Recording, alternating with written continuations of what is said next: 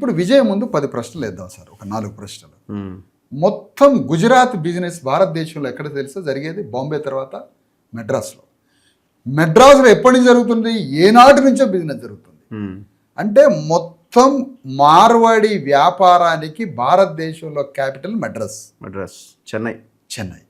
ఆ చెన్నై కాకుండా అనేక కోస్టల్ తీర ప్రాంతాల్లో అంబానీ నుంచి అదానీ వరకు మొత్తం భారతదేశంలో ఉన్నటువంటి నార్త్ ఇండియన్ హిందీ మార్వాడి వ్యాపారం చేసేది చెన్నైలో.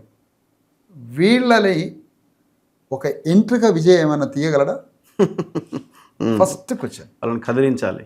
వాళ్ళ వెంట్రుకని ఒకటి ఏమైనా తీసేయగలరు, ఒకటే వెంట్రుకని. ఉమ్, వాళ్ళని టచ్ కూడా చేయలేడు.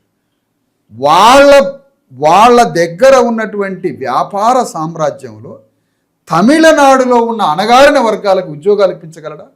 ఉమ్, టోటల్ నార్త్ ఇండియన్ వ్యాపారస్తులు, నార్త్ ఇండియన్ రిక్రూట్మెంటే ఉంటుంది అక్కడ వ్యాపారంలో, అక్కడ వాళ్ళ సామ్రాజ్యాలు, వాళ్ళ పరిశ్రమల్లో. తమిళనాడులో ఉన్నటువంటి అణగారిన వర్గాలకి ప్రైవేటు ఏదైతే వ్యాపారం ఉందో అందులో తమిళనాడు యొక్క ఉద్యోగస్తుల్ని పెట్టడానికి వాళ్ళ మీద ఏమైనా ఢీ కొట్టగలిగే శక్తి ఉన్నదా? ఉమ్, అక్కడి నుంచి హిందీ భాషని ఢీ కొనడం అనేది కల్చరల్ పోరాటం. హిందీ వ్యాపారవేత్తని తరలించడం అనేది అవును, క్యాపిటలిజం మీద యుద్ధం. ప్రాక్టికల్ అది. హిందీ భాష మీద మాట్లాడటం కల్చర్. అది తమిళ్ కల్చర్ని బాగా వినసొంపుగా మాట్లాడి, తమిళ్ కల్చర్ని ఒక సెంటిమెంటల్గా రెచ్చగొట్టి హిందీ మీద మాట్లాడుతున్నారు. మనం ఏమంటున్నామంటే, హిందీ అగ్రవర్ణస్తుడిని నువ్వు బయటికి లేపగలవా, హిందీ అగ్రవర్ణ వ్యాపారస్తుడిని నువ్వు బయటికి పంపగలవా? ఉమ్, ఈ రెండు చేయగలడా? విజయ్ చేయలేడు. తమిళనాడులో 50 లక్షల ప్రభుత్వ భూమి ఉంది. ఉమ్, 50 లక్షల ఎకరాల ప్రభుత్వం దగ్గర భూమి ఉంది. 50 లక్షల మంది ప్రభుత్వం దగ్గర భూమి తీసుకోగలిగే అర్హులు ఉన్నారు. అర్హులు 50 లక్షల మంది ఉన్నారు. 50 లక్షల ఎకరాల భూమి ప్రభుత్వం దగ్గర ఉంది. భూమిని పంచడానికి విజయ్ వస్తాడా? ఉమ్, ద ఫండమెంటల్ క్వశ్చన్. విజయ్ని ఒక కమ్యూనిస్టు విప్లవకారుడు అంత చూస్తున్నారు ఈ ప్రజలు. అవును, ఏదో జరిగింది తమిళనాడులో. ఇప్పుడు తను వేసుకున్న అటైర్, బ్లేజర్, blazer, అదొక దాన్ని కూడా చాలా ఇదిగా చూస్తున్నారు. నేనేమన్నాను సార్, తమిళనాడులో భూమిని పంచగలడా విజయ్? తమిళనాడులో ఉన్నటువంటి ప్రైవేట్ ఎడ్యుకేషన్ని అక్కడి నుంచి తరలించగలడా? తమిళనాడులో అపోలో హాస్పిటల్ ఉంది, ఉమ్, ఎన్నో వందల బ్రాంచెస్. ఇక్కడ అపోలో అక్కడికి పోయింది. అపోలో హాస్పిటల్స్ మెడ్రాస్లో, తమిళనాడులో ఉన్నాయి. మెడికల్ కాలేజీలు ఉన్నాయి. మొత్తం విద్య, వైద్యం క్యాపిటలిజంగా ఒక వ్యాపార వ్యవస్థీకృతమైన వ్యాపారంగా విద్య తయారైంది, వైద్యం తయారైంది. దాన్ని అక్కడి నుంచి తరలించగలడా? అక్కడ భూమిని పంచగలడా? హిందీ నుంచి వచ్చిన అగ్రవర్ణ వ్యాపార సామ్రాజ్యాన్ని అక్కడి నుంచి తరలించగలడా? ఉమ్, ఇది మాట్లాడాల్సింది విజయ్ ఫండమెంటల్గా. అంటే భూమిని, రాజ్యంలో అణగారిన వర్గాల ప్రాతినిధ్యాన్ని, ఉమ్, రాజ్యంలో అణగారిన వర్గాల ప్రాతినిధ్యం. ఎందుకు అణగారిన వర్గాలు అంటున్నాం మనం? ఎందుకంటున్నాం అణగారిన వర్గాలు? అణగారిన వర్గాలకి 1000 సంవత్సరాల నుంచి రాజ్యంలో ప్రాతినిధ్యం లేదు కాబట్టి బ్రిటిష్ వాడే జస్టిస్ పార్టీ పెట్టిండు. ఓకే, ఒక బ్రిటిష్ వాడు వచ్చి అక్కడ జస్టిస్ అనే ఒక పార్టీ వేదికను తయారు చేసి బ్రాహ్మణికలకి వ్యతిరేకంగా జస్టిస్ మూవ్మెంట్ ఒకటి బయలుదేరింది. 1930లో 20లోనే స్టార్ట్ అయింది. దాంట్లోనే అక్కడ పెరియారు, అక్కడ దానికన్నా ముందు అనేక ఉద్యమాలు వచ్చి బ్రాహ్మణుల ఆధిపత్యానికి వ్యతిరేకంగా అణగారిన వర్గాల ప్రాతినిధ్యం మాట్లాడింది. అదే అణగారిన వర్గాల ప్రాతినిధ్యాన్ని విజయ్ పెంచగలడా? ఉమ్, నువ్వు 12 టికెట్లు బ్రాహ్మణులకు ఇచ్చినావు, 21 టికెట్లు వెలలార్ కమ్యూనిటీకి ఇచ్చావు, ఇంకా అగ్రవర్ణాలకు ఇంకో 20-30 టికెట్లు ఇచ్చినావు. అగ్రవర్ణాలు తమిళనాడులో మొత్తం ప్రాతినిధ్యం ఉంది 8%. మొత్తం 8% అగ్రవర్ణాలు లేని అగ్రవర్ణాలకి నువ్వు ఎన్ని టికెట్లు ఇచ్చినావు?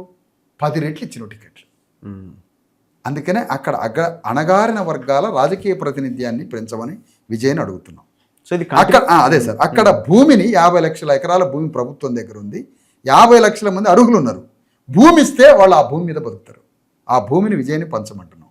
అక్కడ విద్య మొత్తం ప్రైవేటైజేషన్ అవుతుంది, హాస్పిటల్స్ ప్రైవేటైజేషన్ అవుతుంది. ఎప్పుడో బ్రిటిష్ వాళ్ళు హాస్పిటల్స్, స్కూల్స్ కట్టించారు కాబట్టి ఇంకొంత విద్య అక్కడ మిగిలి ఉంది, వాల్యుబుల్గా మిగిలి ఉంది. అది బ్రిటిష్ కల్చర్లో ఒక భాగంగా. ఇంకా గవర్నమెంట్ స్కూల్స్ కొన్ని ద్రవిడ రాజకీయాల కొనసాగింపులో ఆ స్కూల్స్ కొనసాగించబడ్డాయి. ఏది బ్రిటిష్ వాళ్ళు వేసిన పునాదితోటి విద్యా వైద్యంలో అది ఇంకా ద్రవిడులు కొంతమంది ద్రవిడ పార్టీలు కొనసాగించినాయి. ఇప్పుడు విజయ్ ముందున్న ఛాలెంజెస్ ఏంటంటే విజయ్ యాజ్ ఏ పర్సన్ మంచోడు sir, as a person Vijay very discipline, very మంచోడు. కానీ విజయ్ ప్రాతినిధ్యం దేని మీద, విజయ్ ఎవరికి ప్రతినిధో ఇక్కడ తెలుసుకుందాం. విజయ్ భూమిని పంచితే తమిళనాడు వెల్లలార్ అగ్రవర్ణ కమ్యూనిటీకి సంబంధించిన విజయ్ పాత్రల ద్వారా అనేక సినిమా విప్లవకారుడు కాదు విజయ్, విప్లవకారుడనే సినిమా పాత్రల ద్వారా ప్రజల హృదయాల్లో గూడు కట్టుకొని దాన్ని ఓటు బ్యాంకుగా మార్చుకొని విజయ్ ఒక అగ్రవర్ణాల ప్రతినిధా, క్యాపిటలిస్ట్ ప్రతినిధా కాదా ఇప్పుడు తెలుసుకుందాం. విజయ్ అక్కడ ఉన్న 50 లక్షల ఎకరాల భూమిని పంచితే విజయ్ అగ్రవర్ణాల ప్రతినిధి కాదు, క్యాపిటలిస్ట్ ప్రతినిధి కాదు, అణగారిన వర్గాల ప్రతినిధి అవుతాడు. విజయ్ అణగారిన వర్గాలని అసెంబ్లీలో పార్లమెంట్లో ప్రాతినిధ్యాన్ని పెంచితే విజయ్ అగ్రవర్ణ ప్రతినిధి కాదు, అణగారిన వర్గాల ప్రతినిధి అవుతాడు. విజయ్ నార్త్ ఇండియా నుంచి మద్రాసులో మిగతా అన్ని ప్రాంతాల్లో నార్త్ ఇండియన్ మార్వాడి అగ్రవర్ణాల పరిశ్రమలు, వ్యాపారాలు, కొన్ని లక్షల కోట్ల వ్యాపార సామ్రాజ్యం నార్త్ ఇండియా హిందీ మార్వాడి అంబానీ నుంచి కింద వరకు వ్యాపార సామ్రాజ్యం నడుస్తూ ఉంది మద్రాసులో. వరల్డ్ మొత్తానికి భారతదేశంలో అగ్రవర్ణాల హిందీ వ్యాపారం నడిచేది బొంబాయి కన్నా మద్రాసులో ఎక్కువ. వాళ్ళని ఒక వెంట్రుకనైనా తీయగలడా, తలకాయ తీయగలడా? అంబానీ తల తీయగలడా, అంబానీ వెంట్రుకైనా ముట్టుకోగలడా విజయ్? ఎందుకంటున్నావు? తమిళనాడులో ఉన్న అణగారిన వర్గాలందరినీ వాళ్ళని పంపించి ఆ స్థానంలో పెట్టమని అడుగుతున్నాం. ఇది చేయగలడా? అంటే భూమిని పంచినా మన అణగారిన వర్గాల ప్రతినిధి అవుతాడు.